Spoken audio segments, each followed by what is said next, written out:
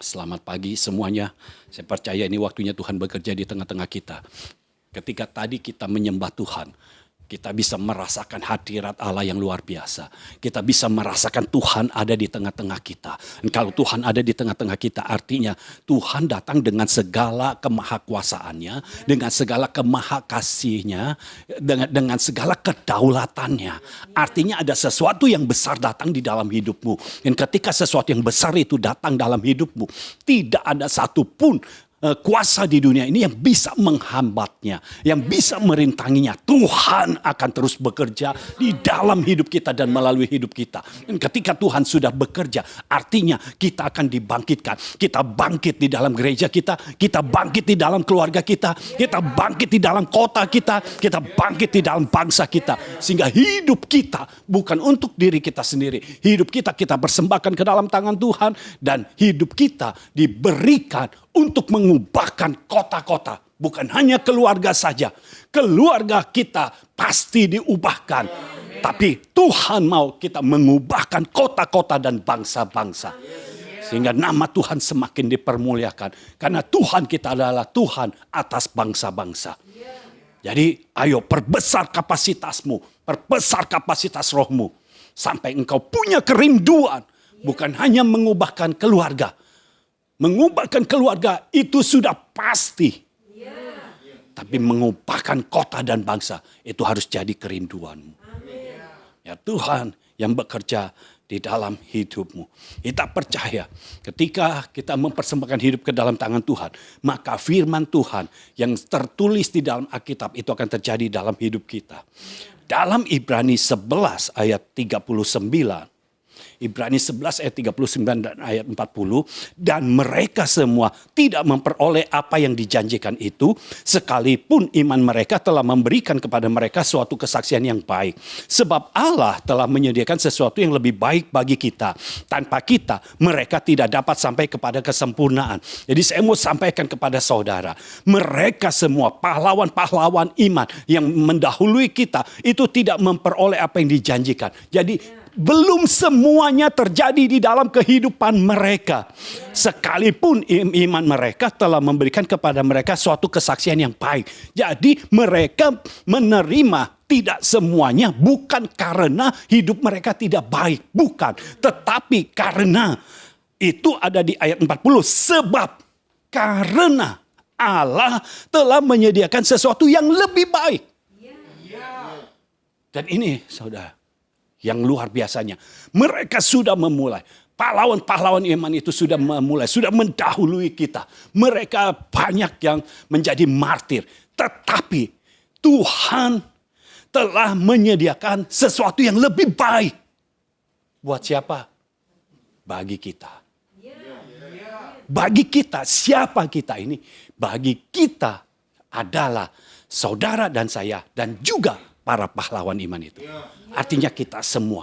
Tuhan menyediakannya untuk kita semua. Sesuatu yang lebih baik. Jadi kalau saudara membaca Alkitab. Saudara melihat pahlawan-pahlawan iman. Sudah mendapatkan yang baik. Saudara sekarang akan mendapatkan yang jauh lebih baik lagi. Karena Tuhan yang bekerja. Tuhan yang berfirman. Tuhan yang akan menepati. Tuhan yang akan menggenapi firman-Nya. Tanpa kita, mereka tidak dapat sampai kepada kesempurnaan. Melalui kitalah, mereka akan mencapai kesempurnaan. Janji yang diberikan Tuhan kepada mereka mencapai kesempurnaannya. Firman Tuhan yang diberikan kepada mereka akan mencapai kesempurnaannya. Karena kita, artinya apa? Kita adalah generasi terakhir, generasi yang menyelesaikan semua tugas yang belum selesai. Semua tugas yang belum selesai dilakukan, kita yang lakukan. Dan kita yang menyempurnakan semua janji, semua firman. Jadi jelas ya, ayatnya sudah jelas. Saya berharap saudara benar-benar bisa menangkapnya. Ya, dengan Roh Kudus yang ada di dalammu. Jadi tuliskan, untuk membangkitkan generasi terakhir dari pahlawan iman, dibutuhkan satu pola atau contoh. Untuk membangkitkan generasi terakhir dari pahlawan iman, dibutuhkan satu pola atau contoh. Karena ini masalah generasi. Contohnya tidak mungkin pahlawan iman yang dulu. Tetapi harus ada satu contoh yang kuat. Sehingga generasi ini, satu generasi ini, generasi terakhir, finishing generation, itu generasi saya, generasi yang di atas saya, generasi yang di bawah saya, itu menjadi satu generasi yang namanya finishing generation. Jadi jangan berharap firman Tuhan itu akan digenapi di dalam kehidupan keturunan kita. Tidak. Penggenapan firman akan terjadi di dalam generasi kita. Di dalam finishing generation. Jadi jangan pernah berkata, ya saya mah udah umurnya sudah lewat, udah biarkan anak-anak saja, biarkan cucu-cucu saja nanti yang menikmati. Tidak. Kalau Tuhan sudah berkata bahwa kita yang akan menyempurnakan, artinya kita. Artinya termasuk saudara dan saya. Tidak peduli usiamu berapa, ya, tidak peduli umurmu berapa, kalau Tuhan sudah mengatakan kita yang akan menyempurnakan, artinya kita. Tidak bisa diganggu firman itu. Tidak bisa diubah. Karena Tuhan sudah berfirman. Lalu yang kedua. Pada masa itu. Seperti ada stagnasi rohani. Ya. Karena kira-kira 400 tahun tidak ada firman. Jadi saudara, dari kitab Maleakhi menuju kitab Matius itu ada rentang waktu 400 tahun. Tidak ada firman. Jadi perlu satu pribadi yang kuat, yang dapat menghadirkan firman, dan bukan hanya firman, tapi juga menghadirkan Tuhan. Jadi kita generasi yang harus bisa menghadirkan firman dan menghadirkan Tuhan. Nah, kita melihat ini sama seperti di zaman Samuel. Kalau kita lihat 1 Samuel pasal yang ketiga. 1 Samuel pasal yang ketiga ayat yang ke-1. Samuel yang muda itu menjadi pelayan Tuhan di bawah pengawasan Eli. Pada masa itu firman Tuhan jarang, penglihatan-penglihatan pun tidak sering. Jadi perhatikan di masa Samuel, Samuel itu masih muda sekali. Sangat-sangat muda. Dia diserahkan oleh Hana dan Elkana ke bait suci untuk menjadi alatnya Tuhan. Kalau kita mau menyerahkan hidup kita menjadi alatnya Tuhan, maka hidup kita itu seperti sudah ada di bait suci. Firman Tuhan saat itu jarang, penglihatan tidak sering. Kalau mau dikatakan ekstrimnya, firman Tuhan itu tidak ada. Karena pemimpinnya adalah Eli. Eli tahu firman yang dulu, bukan firman yang fresh. Kita perlu firman yang fresh, firman yang disingkapkan oleh Tuhan sehingga itu bisa memproses hidup kita, membentuk hidup kita sehingga kita menjadi seperti yang diinginkannya. Tetapi perhatikan, ketika Samuel hadir, ada perubahan. Waktu itu firman jarang, penglihatan tidak sering. Artinya sama-sama jarang. Jarang itu bukannya seminggu sekali. Itu termasuk sering. Dan saya rasa bukan setahun sekali juga.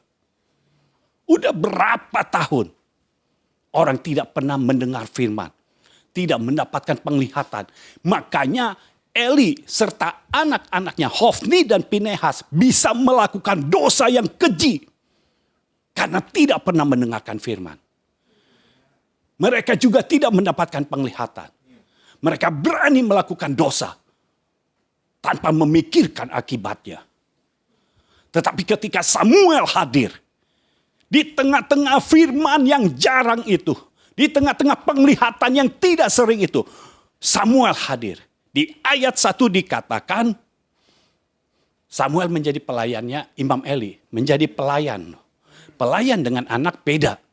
Artinya ini di bawah Hofni dan Pinehas. Menjadi pelayannya Imam Eli. Imam Eli mau makan, dia yang bawain. Imam Eli perlu apa? Dia yang lakukan. Jadi ini pesuruh dari Eli. Tapi Samuel melakukannya dengan taat. Dengan ketaatan penuh. Bukan karena Imam Eli-nya tetapi lebih kepada karena Hana dan Elkana mempersembahkan Samuel kepada Tuhan, dan Samuel sudah dididik oleh Hana bahwa dia menjadi anak yang taat. Dia harus taat. Dan ketika itu yang menjadi pemimpin adalah Imam Eli. Jadi dia harus taat kepada pemimpin. Imam Eli itu bukan pemimpin yang benar, tapi dia taat. Dia menjadi pelayan. Oke, saudara tahu Samuel itu akan dijadikan nabi. Tapi awal dari pelayanan Samuel adalah melayani Imam Eli. Bukan melayani Tuhan. Melayani Imam Eli. Siapa Imam Eli? Imam yang keluar dari track yang seharusnya. Imam yang sudah keluar dari kekristenan, keluar dari firman Tuhan. Tapi Samuel menjadi pelayannya. Ketika firman Tuhan jarang, penglihatan tidak sering. Ayat yang kedua kita lihat. Pada suatu hari, saya meyakini hari itu akan datang dalam hidup kita. Pada suatu hari, Eli yang matanya mulai kabur dan tidak dapat melihat dengan baik, sedang berbaring di tempat tidurnya. Lampu rumah Allah belum lagi padam. Samuel telah tidur di dalam bait suci Tuhan, tempat tabut Allah. Perhatikan, Samuel tidur di dalam bait suci Tuhan, tempat tabut Allah yang melambangkan hadirat Allah. Samuel tidur di dalam bait, di dalam rumahnya Tuhan, dan dekat dengan hadirat Tuhan. Dan ayat yang keempat, lalu Tuhan memanggil. Haleluya. Sudah berapa puluh tahun tidak ada firman.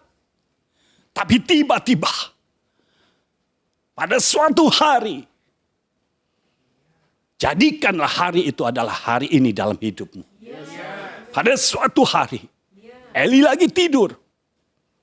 Samuel lagi tidur. Tapi mereka tidur beda tempat. Eli di tempat tidurnya, Samuel di rumah Allah.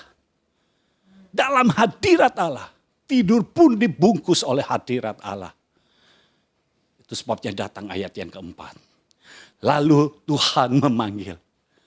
Haleluya. Yang selama ini tidak pernah kedengaran. Tiba-tiba suaranya datang.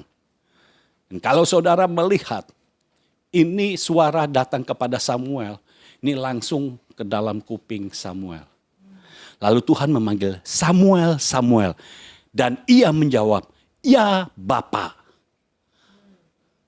Dia katakan ya Bapak, kenapa? Karena Samuel tidak pernah dilatih untuk mendengarkan suara Tuhan. Karena Imam Elinya pun tidak mendengar suara Tuhan lagi. Sehingga ketika suara Tuhan datang kepada Samuel, Samuel tidak tahu kalau itu suara Tuhan. Itu sebabnya dia katakan ya Bapak. Lalu dia kemana? Dia berlari kepada Eli. Artinya kalau berlari tempatnya agak jauh saudara. Antara Eli dengan Samuel agak jauh. Karena dia berlari. Kalau dekat jalan aja. Lalu Samuel berkata, iya Bapak, bukankah Bapak memanggil aku? Tetapi Eli berkata, aku tidak memanggil. Tidurlah kembali. Lalu pergilah ia tidur. Taat. Ketika Samuel mendengar, namanya dipanggil, Samuel, Samuel. Dia lari kepada Eli. Saudara, bisakah saudara ketika saudara tertidur dan Tuhan memanggilmu, engkau langsung bangun? Lagi pulas nih. Begitu ada suara, Tuhan memanggilmu, bisakah kita bangun? Samuel langsung bangun dan berlari kepada Eli. Eli berkata, aku tidak memanggil. Tidurlah kembali. Dan apa yang dilakukan oleh Samuel? Dia tidak mendebat Eli. Padahal Eli bukan tipe pemimpin yang takut akan Tuhan. Bukan tipe pemimpin yang menjalankan firman dengan baik dan benar. Tetapi Samuel taat. Ketika dikatakan, aku tidak memanggil, tidurlah kembali. Samuel tidak berkata, aku dengar suara. Enggak begitu. Orang taat itu enggak banyak nanya, tetapi melakukan. Dia pergi kembali. Apa yang dilakukan oleh Samuel? Tidur lagi.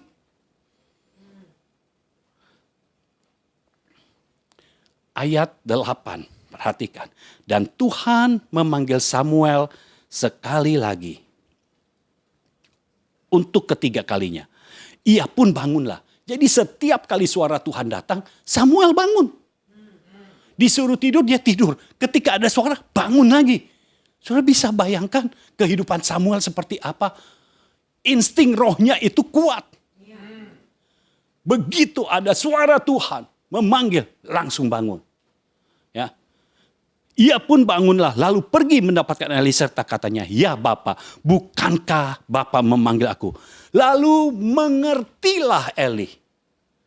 Jadi setelah 3 kali terjadi peristiwa itu, baru Eli mengerti. Ini kalau Samuel ngomong begini, gak mungkin Samuel salah dengar. Dia pasti mendengar. Jadi dia baru mengerti. Ini Tuhan. Kenapa? Sudah lama Imam Eli tidak mendengar suara Tuhan. Jadi perlu 3 kali peristiwanya terjadi, baru dia mengerti. Saudara, kalau yang lambat mengerti, hati-hatilah. Mulai saudara terus kembangkan kapasitasmu. Supaya apa? Supaya ketika firman Tuhan datang dalam hidupmu, engkau menangkap dan mengerti. Imam Eli tidak mengerti. Karena sudah sekian lama tidak pernah hidup di dalam firman. Sudah sekian lama tidak pernah hidup mengikuti tuntunan Tuhan. Mengertilah Eli bahwa Tuhanlah yang memanggil anak itu.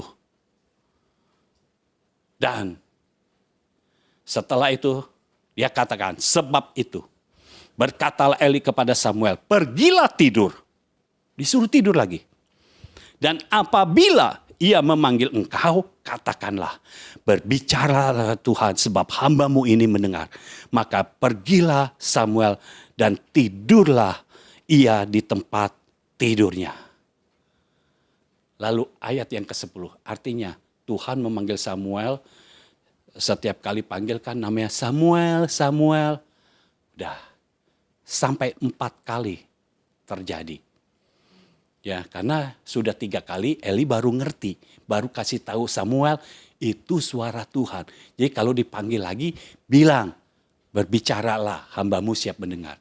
Dan ayat ke-10, lalu datanglah Tuhan berdiri di sana dan memanggil seperti yang sudah-sudah. Samuel, Samuel, dan Samuel menjawab, berbicaralah sebab hambamu ini mendengar. Saudara, ketika kita mendengar suara Tuhan, kita hanya perlu menjawab, berbicaralah, hambamu ini mendengar. Bukan mau menafsirkan apa yang Tuhan katakan, tidak. Tapi mendengar. Mendengar langsung dari Tuhan, dan apa maksud Tuhan, itu yang ditangkap oleh Samuel. Lalu Tuhan kasih tahu kepada Samuel, apa yang akan dilakukannya kepada Imam Eli. Dan perhatikan, Samuel tidak mengkudeta Eli. Padahal firmannya sudah ada. Bahwa Eli akan mati. Tapi dia tetap melayani Eli. Dan ini yang luar biasanya. Ini kan tentang kehidupan Imam Eli dan akhir hidup dari Imam Eli. Ketika Imam Eli tanya, Samuel nggak jawab. Samuel merahasiakan. Sampai akhirnya didesak oleh Imam Eli, Samuel jawab. Jadi tidak semua hal harus kita beritahu. Samuel tahu mana yang harus diberitahu, mana yang tidak. Dan kita lihat ayat yang ke-21. Dan Tuhan selanjutnya menampakkan diri di Silo. Sebab ia menyatakan diri di Silo kepada Samuel dengan perantaraan firman-Nya. Kenapa Tuhan menampakkan diri di Silo? Karena di Silo ada Samuel.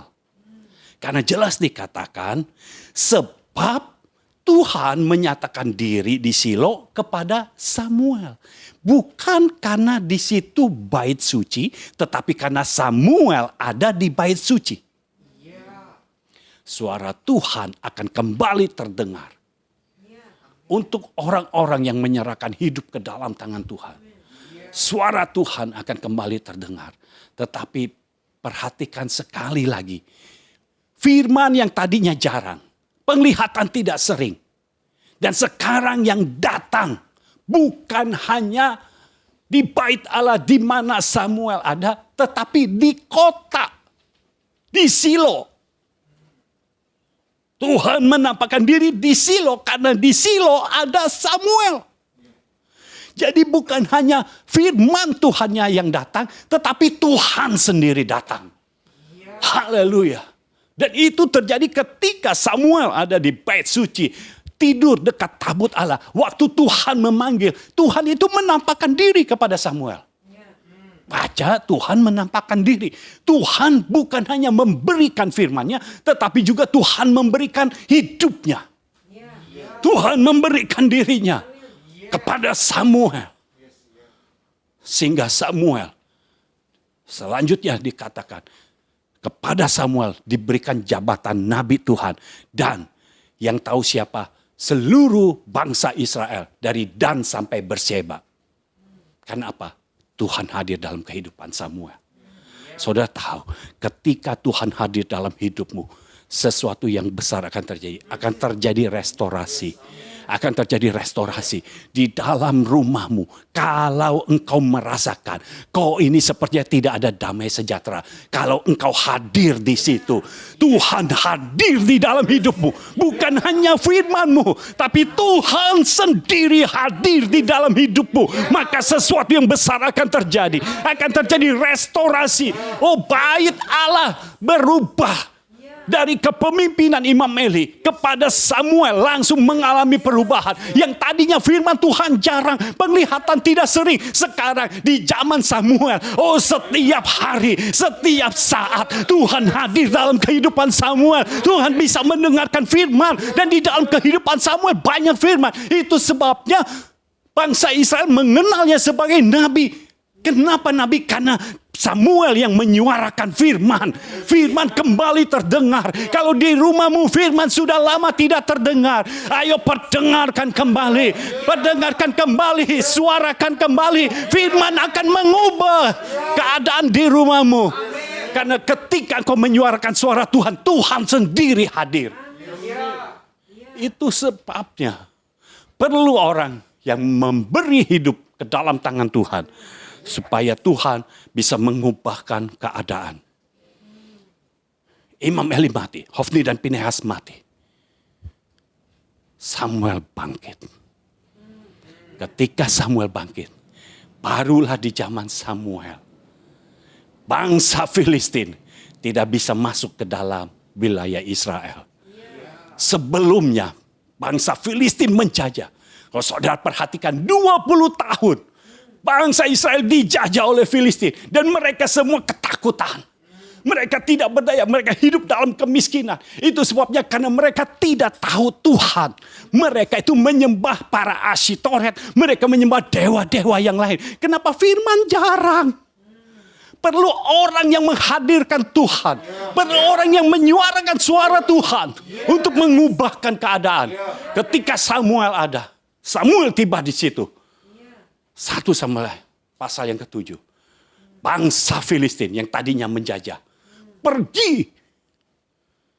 Dan bukan hanya pergi. Tapi dikejar oleh bangsa Israel. Dan dijarah. Kota-kota yang diambil oleh Filistin. Diambil lagi oleh bangsa Israel. Dan bukan hanya itu. Kota-kota di sekitarnya. Yang bukan milik Israel. Diambil juga. Artinya ada tambahan bonus. Kalau suara Tuhan diperdengarkan, Tuhan hadir. Maka segala yang hilang dari hidupmu akan dikembalikan Tuhan. Dan bukan hanya apa yang hilang saja. Tetapi akan ada bonus dari Tuhan. Tuhan tambahkan di dalam hidupmu. Dan musuhmu tidak bisa masuk dalam teritorialmu. Karena Tuhan ada di situ. Tuhan ada di dalammu. Kalau Tuhan sudah hadir, sesuatu yang dahsyat akan terjadi. Penjajah 20 tahun, saudara. Nggak bisa dikalahkan. Tapi ketika Samuel bertindak, dia mengambil posisi menjadi hakim. Buang semua dewa-dewamu. Buang semua para Asyitoret. Ketika mereka mengikuti tangan Tuhan yang memukul mundur pasukan Filistin. Suara Tuhan yang datang kepada Samuel. Ketika datang kepada Filistin, suara Tuhan berubah menjadi guntur. Suara Tuhan datang kepada Samuel berupa firman. Tapi kepada musuh berupa guntur. Yang menakutkan mereka. Yang membuat mereka jatuh. Sehingga mereka lari. Mereka takut. Karena suara Tuhan diperdengarkan. Nah saudara, ketika engkau menyuarakan suara Tuhan. Engkau menyuarakan firman Tuhan. Bagi musuh itu bukan firman Tuhan. Bagi musuh itu guntur yang menakutkan. Itu suara yang menakutkan. Itu sebabnya orang fasik ketika kita menyuarakan firman. Maka orang fasik akan runtuh, akan jatuh. Karena Tuhan yang berkuasa ada di dalam kita. Firman-Nya ada di dalam kita. Tapi sayangnya, saudara, sayangnya Samuel tidak diikuti oleh anak-anaknya. Kalau kita lihat 1 Samuel pasal yang ke-8. 1 Samuel pasal 8 ayat 1. Setelah Samuel menjadi tua, diangkatnyalah anak-anaknya laki-laki menjadi hakim atas orang Israel. Nama anaknya yang sulung ialah Yoel. Dan nama anaknya yang kedua ialah Abia. Keduanya menjadi hakim di Beersheba. Tetapi anak-anaknya itu tidak hidup seperti ayahnya. Mereka mengejar laba, menerima suap dan memutarbalikkan keadaan. Memutarbalikkan keadilan. Sangat disayangkan. Anak-anak Samuel jadi bertindak seperti Hofni dan Pinehas. Artinya apa? Perlu satu pola yang kuat. Yang bisa bukan berbuah saja, tapi juga bisa bermultiplikasi. Samuel berbuah. Di dalam kehidupannya Tuhan bekerja. Tapi dalam kehidupan anak-anaknya, Mamon yang bekerja. Artinya apa?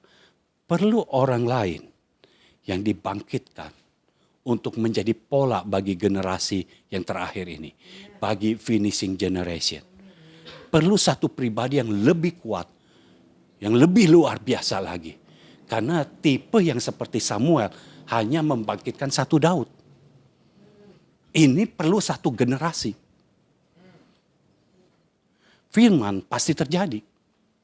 Kalau dikatakan kita akan menyempurnakan, itu jelas. Kita bukan satu orang.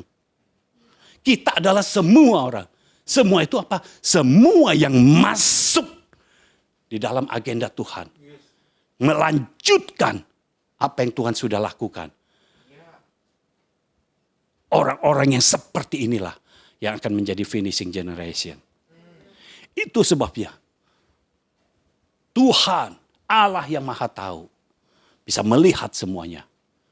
Itu sebabnya yang diutus adalah Yesus. Siapakah Yesus? Yohanes 1 kita lihat.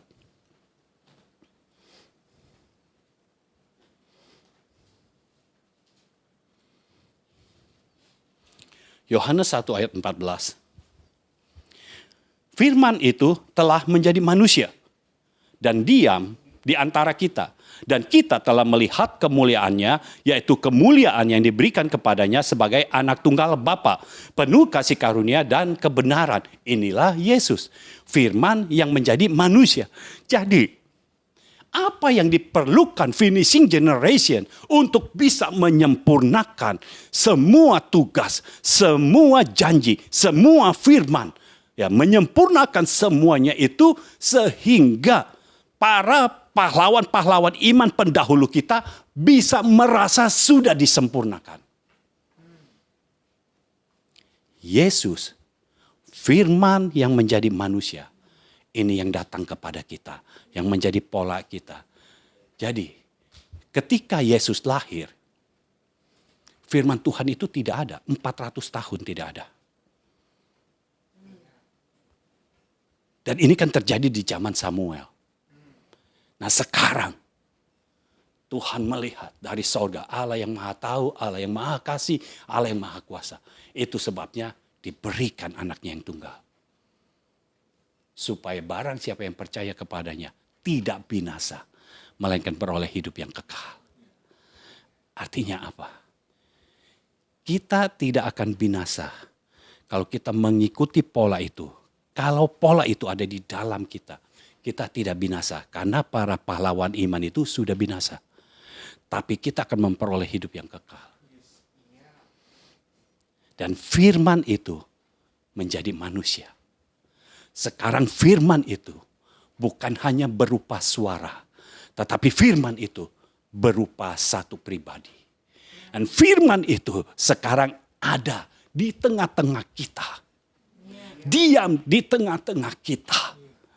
Dan kita mengenalnya sebagai anak tunggal Bapa penuh kasih karunia dan kebenaran. Jadi inilah firman yang menjadi manusia, yang menjadi pola. Nah firman ini yang apa? Kalau kita melihat di dalam ayat yang ke-1-nya, ayat yang pertamanya, pada mulanya adalah firman. Firman itu bersama-sama dengan Allah dan firman itu adalah Allah. Jadi firman itu adalah Allah sendiri. Allah yang berupa firman menjelma menjadi manusia, itulah Yesus. Lalu ia pada mulanya bersama-sama dengan Allah. Segala sesuatu dijadikan oleh Dia dan tanpa Dia tidak ada suatu pun yang telah jadi dari segala yang telah dijadikan. Artinya firman ini punya kuasa.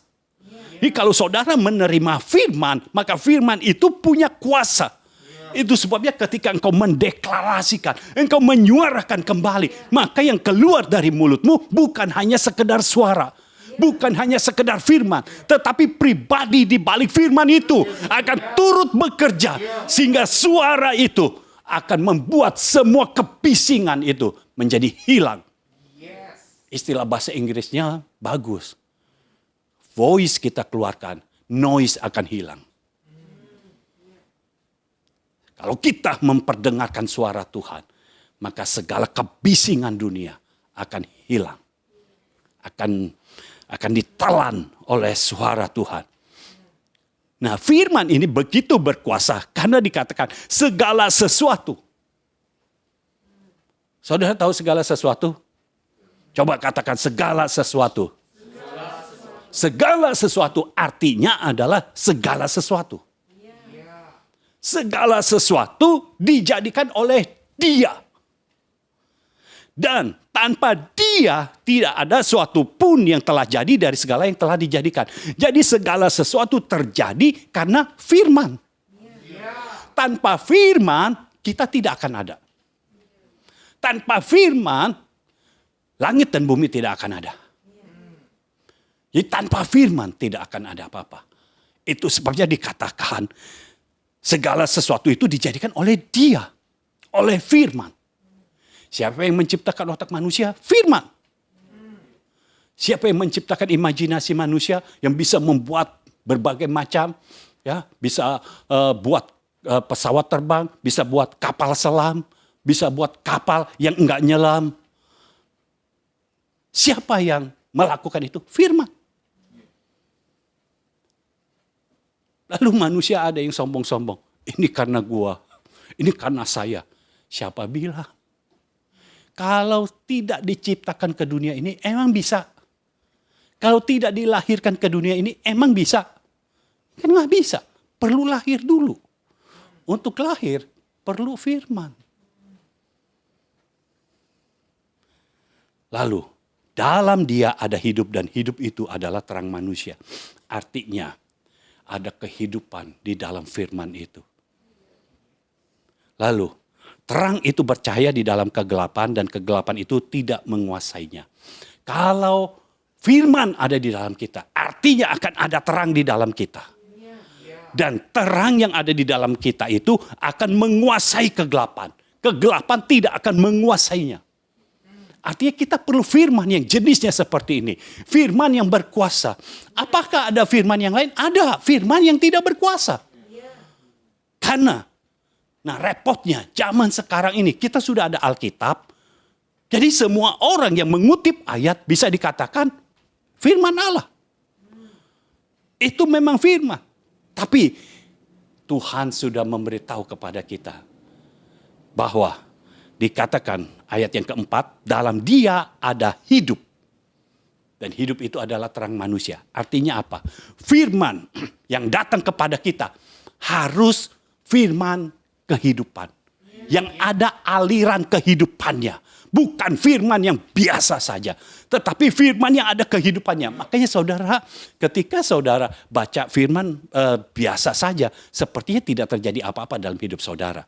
Tetapi ketika kau baca firman dan itu hidup, ada sesuatu yang terjadi dalam hidupmu. Ketika kau mendengarkan firman dan itu hidup, akan ada terjadi sesuatu dalam hidupmu. Dan sesuatunya bukan kecil. Karena firman jenis ini adalah firman yang menciptakan langit dan bumi beserta dengan segala isinya. Artinya sesuatu yang besar bisa terjadi. Bukan yang kecil. Jadi kita perlu firman yang seperti ini. Itu sebabnya Yesus dihadirkan ke dunia ini. Untuk apa? Untuk kita bisa menyelesaikan semua tugas dan menyempurnakan semua tugas, semua janji dan semua firman. Lalu kalau kita lihat di dalam Yohanes 10 ayat yang ke-10, ini ayat yang sudah sangat-sangat terkenal. Pencuri datang hanya untuk mencuri dan membunuh dan membinasakan. Aku datang supaya mereka mempunyai hidup dan mempunyainya dalam segala kelimpahan. Jadi saudara, ketika kita hadir di dunia ini, saat kita belum terima Yesus, maka yang bekerja dalam hidup kita adalah pencuri. Nah, pencuri itu datang untuk mencuri, membunuh, dan membinasakan atau menghancurkan. Sehingga hidup kita, pencuri itu, dibaliknya adalah kuasa kegelapan. Pencuri itu mau menghancurkan kita. Mau hidup kita hancur. Tapi kita tidak mau hidup kita hancur kan? Itu sebabnya Yesus datang.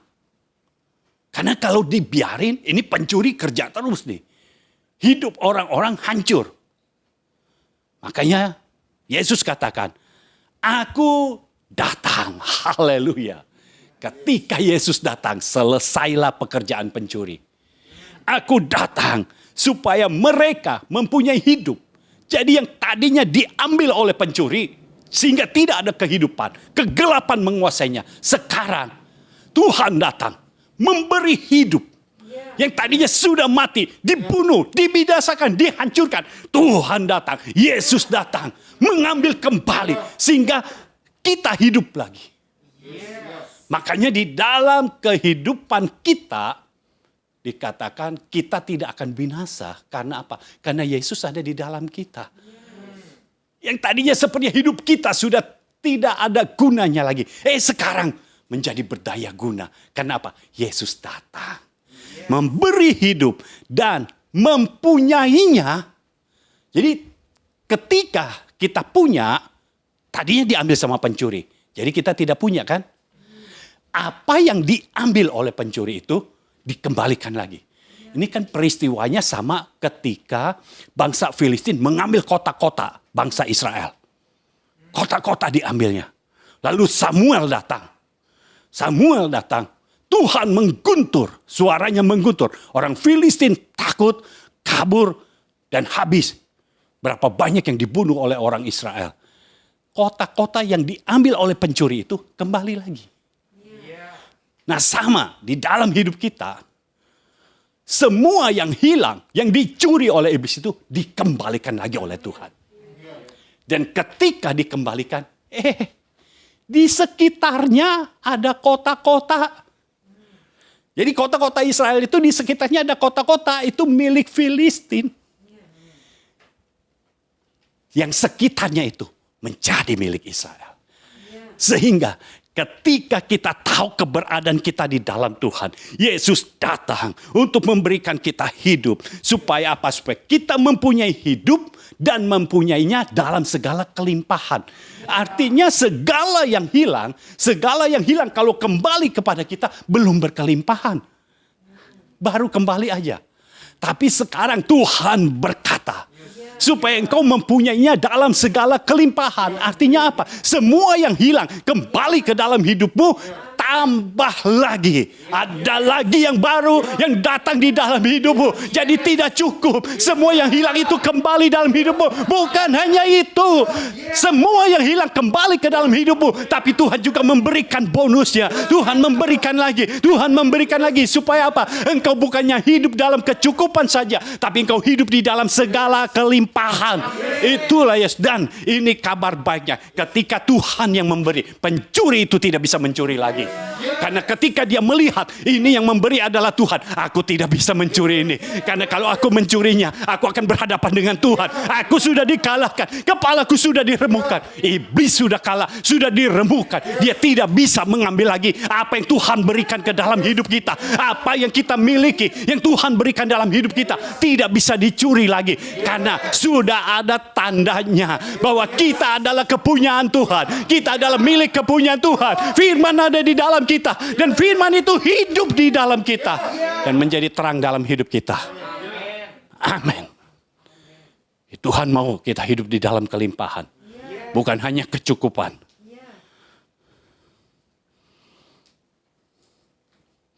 Bisa lanjut saudara?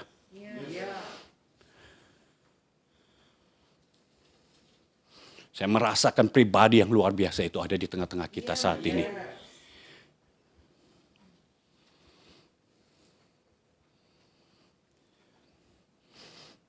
Saya membaca Matius 16. Saudara tetap berdiri saja. Karena saya percaya pribadi yang sangat berkuasa itu ada di tengah-tengah kita.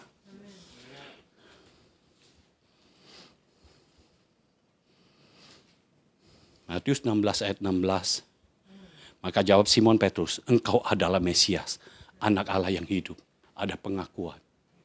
Ada pengakuan di dalam hati kita. Di dalam mulut kita. Kalau mulut kita mengaku, artinya dalam hati kita mengaku. Karena dari hati itu meluap melalui mulut. Pikiran kita juga harus mengakui. Ini adalah anak Allah yang hidup. Firman Allah yang hidup. Ada kehidupan di dalamnya. Kita tidak mati. Kita tidak binasa. Kita hidup. Karena firman yang ada di dalam kita adalah kehidupan. Kata Yesus kepadanya, berbahagialah engkau Simon bin Yunus, sebab bukan manusia yang menyatakan itu kepadamu, melainkan Bapakku yang di sorga. Artinya apa? Penyingkapan tentang firman Allah yang hidup itu hanya ada di dalam sorga, hanya ada di dalam Bapa. Artinya kalau kita mau mendapatkan penyingkapan dari firman yang kita baca, kita perlu tuntunan Tuhan. Kita perlu Tuhan untuk menyingkapkan firman Tuhan ini. Jangan firman ini menjadi huruf-huruf yang mati, tapi biar firman Tuhan ini menjadi hidup di dalam kita. Dan kalau hidup ini artinya aliran ini akan terus. Yohanes 4 berkata kita itu di dalamnya ada aliran-aliran air hidup. Dan ketika aliran-aliran air hidup itu keluar, di dalam kita tidak pernah habis. Kenapa? Karena di dalam kita adanya mata air. Bukan cuma air saja. Kalau air saja keluar, makin keluar, habis. Tetapi karena ada mata air, ketika keluar, muncul lagi. Ketika keluar, ada lagi yang baru, ada lagi yang baru, ada lagi yang baru. Kenapa? Karena air hidup itu ada di dalam kita. Haleluya. Lalu Yesus berkata, dan aku pun berkata kepadamu, engkau adalah Petrus, dan di atas batu karang ini aku akan mendirikan jemaatku, dan alam maut tidak akan menguasainya. Saat itulah tongkat estafet diberikan kepada gereja. Jemaat adalah gereja, gereja adalah kita. Tongkat estafet itu sekarang ada di dalam tangan kita. Dan memang tongkat estafet ketika diberikan Yesus kepada gereja, gereja belum bisa berbuat apa-apa. Yesus baru menyerahkan saja, baru memberitahu bahwa selanjutnya Yang melanjutkan apa yang telah Yesus lakukan adalah gereja. Kalau bukan Yesus yang menyerahkan, gereja tidak pernah menerima tongkat estafet itu. Percayalah. Dan sekarang tongkat estafet itu ada di tangan kita. Yesus sudah membangkitkan. Makanya identitas kita harus diubahkan. Manusia lama kita harus diubahkan. Karena Yesus ketika berkata, berbahagialah engkau Simon bin Yunus. Yesus mau beritahu, engkau adalah Simon tadinya. Engkau Simon bin Yunus. Engkau Simon artinya itu buluh. Ya, buluh yang gampang tertiup angin. Ya, yang gampang patah terkulai. Itu buluh. Jadi seperti ilalang tapi yang bentuknya batang. Nah itu kalau ketiup angin ke kiri dia akan ikut ke kiri. Angin ke kanan dia akan ikut ke kanan. Dan kalau anginnya kencang dia bisa patah. Itu buluh. Dan dikatakan bin Yunus. Bin Yunus itu bicara tentang kemanusiaan. Engkau lahir dari manusia. Tetapi selanjutnya Tuhan berkata, engkau adalah Petrus. Tidak dikatakan lagi bin Yunus. Engkau dilahirkan kembali sebagai anak Allah. Engkau dilahirkan kembali sebagai jemaat, sebagai gereja yang akan melanjutkan tongkat estafet dari Yesus. Engkau adalah Petrus. Petrus artinya batu karang. Batu karang kena angin ke kiri, batu karang tetap di situ. Kena angin ke kanan, batu karang tetap di situ. Tidak pernah berubah. Dan tidak ada yang bisa mematahkan batu karang. Ombak begitu besar. Kalau batu karang itu ada di situ, kita akan datang 20 tahun lagi, batu karang itu akan tetap di situ. Batu karang begitu kuat. Yesus katakan, engkau adalah Petrus. Ada identitas yang baru. Yang bukan lahir dari manusia, tetapi lahir dari Allah. Yang bisa menyingkapkan, engkau adalah Petrus. Engkau bukan orang lemah lagi. Engkau orang yang kuat. Kenapa engkau orang kuat? Karena engkau punya firman yang hidup. Firman yang memiliki kehidupan. Makanya jangan mau ditipu lagi. Jangan mau berkata, aduh aku mah lemah. Kan manusia memang lemah. Itu manusia yang tidak punya firman. Kalau punya firman hidup, manusia itu kuat. Berkuasa karena jelas dikatakan, aku akan mendirikan jemaatku dan alam maut tidak akan menguasainya. Siapa penguasa alam maut? Iblis. Maut. Dosa. Itu penguasanya. Tetapi ketika Yesus berkata, engkau adalah Petrus. Engkau adalah Petrus. Engkau adalah Petrus. Engkau adalah satu pribadi yang kuat, bukan yang lemah. Ketika angin dunia ini sedang berhembus, mau pelan, mau kencang, tidak akan menggoyahkan batu karang. Ketika angin perekonomian berkata bahwa perekonomian akan jatuh, batu karang akan tetap, tidak pernah akan jatuh.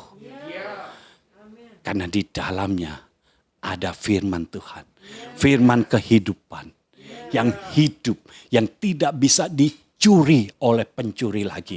Alam maut tidak akan menguasai, dosa tidak akan menguasai kita, maut tidak akan menguasai kita, iblis tidak bisa menguasai kita, karena Tuhan yang membangkitkan kita. Haleluya. Kita adalah batu karang. Kita bukan buluh yang bisa terkulai. Kita batu karang, ingat, engkau orang yang kuat. Kalau ada masalah dalam hidupmu, itu tipuan. Taklukkan itu. Taklukkan dengan firman yang engkau miliki. Pasti bisa. Karena apa? Karena alam maut tidak menguasai engkau lagi. Kegelapan tidak menguasai engkau. Engkau adalah terang. Di dalammu ada terang dan engkau adalah terang. Sehingga ketika engkau berfungsi, maka kegelapan menyingkir. Kegelapan di dalam rumahmu akan menyingkir. Pekerjaan musuh sudah selesai di dalam rumahmu. Kegelapan sudah menyingkir dari kota. Pekerjaan musuh di dalam kota sudah tersingkir. Karena gereja dibangkitkan. Inilah fungsi kita. Jadi orang yang dibangkitkan. Gereja yang dibangkitkan. Untuk mengubahkan kota-kota. Sehingga kota-kota menjadi makmur. Kebenaran ada di dalamnya. Damai sejahtera ada di dalamnya. Tuhan bekerja di dalam kita dan melalui kita. Sehingga kota-kota dan bangsa-bangsa diubahkan. Karena Tuhan bekerja di dalam kita. Amin. Angkat tanganmu berdoa. Haleluya. Haleluya.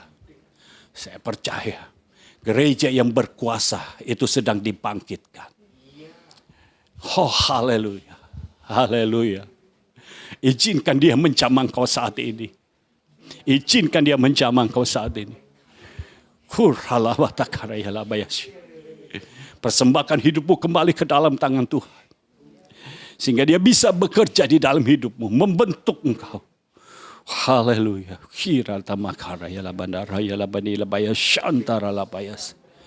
Haleluya. Kami mengucap syukur Tuhan. Untuk firman yang telah disingkapkan. Kami mengucap syukur karena Engkau ada bersama-sama dengan kami dan Engkau ada di dalam kami. Kami percaya Engkau akan bekerja di dalam kami dan melalui kami. Jadikan kami gereja yang dibangkitkan oleh Tuhan, gereja yang memerintah dan gereja yang berkuasa sesuai dengan identitas yang Kau berikan kepada kami. Terus bekerja dalam hidup kami, nyatakan kuasa-Mu, nyatakan kehendak-Mu, dan biar agenda-Mu yang terjadi di muka bumi ini. Terima kasih Bapa, kami mengucap syukur kepada-Mu di dalam nama Tuhan Yesus Kristus. Amin. Amin. Amin. Haleluya.